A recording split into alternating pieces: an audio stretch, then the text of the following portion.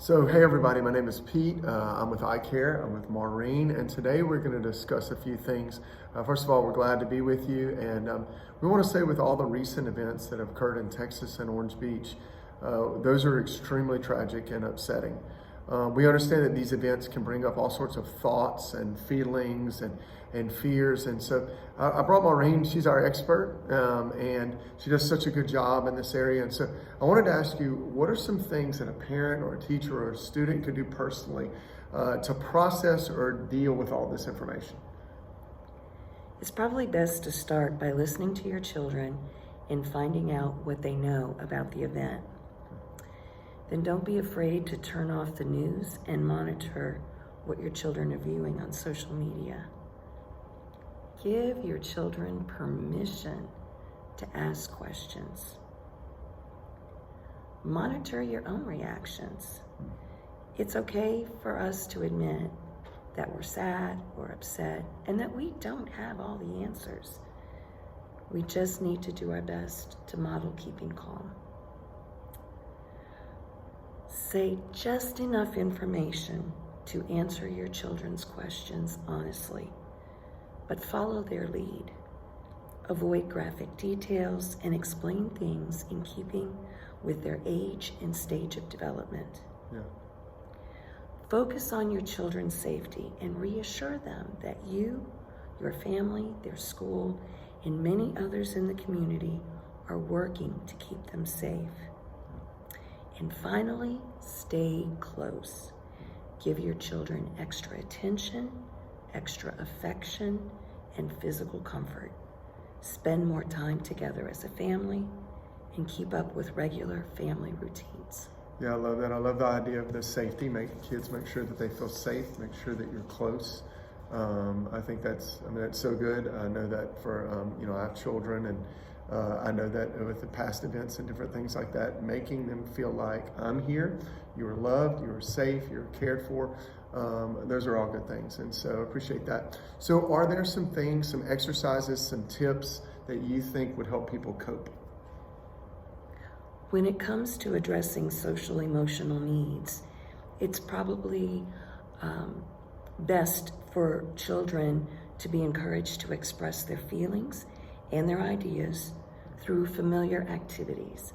So whether they like to draw or write or sing or play or exercise or connect with supportive friends or trusted adults, this is a good time to make time for that free expression.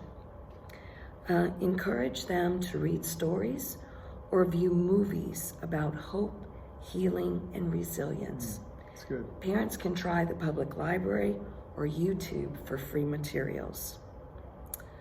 Encourage them to practice healthy coping strategies like deep breathing and mindful present moment awareness.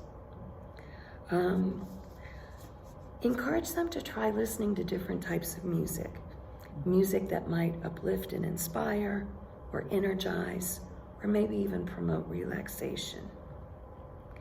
And finally, consider ways for your children to help people that were impacted by the tragedy. This really helps young people to exercise some control and make a positive impact in a world that feels out of control. And importantly, seek help and support for yourself and your children.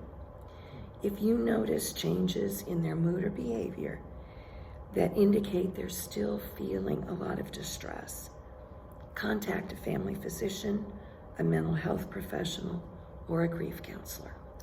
Yeah, that's so good. If they're really moving through some things, I think always look for a professional.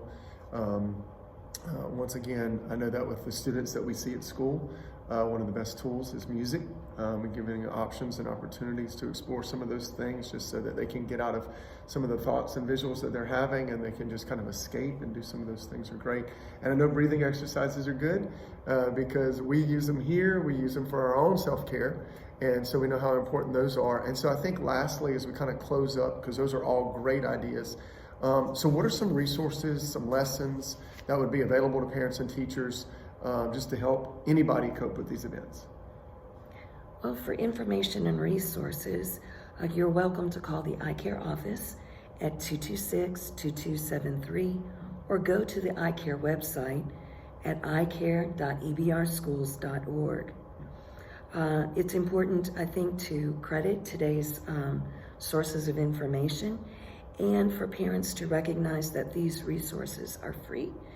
They're downloadable and they're available in multiple languages. That's good. No matter So what language.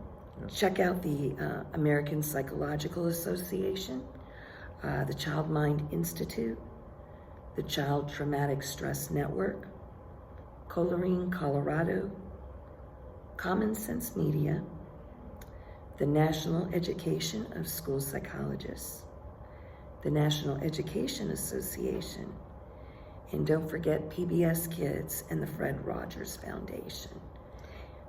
Yeah. Go ahead. Is there anything else? And again, how I used to search was talking to kids about violent events or talking to kids about tragedy. And if you type in those key search words, you are likely to find a wealth of information.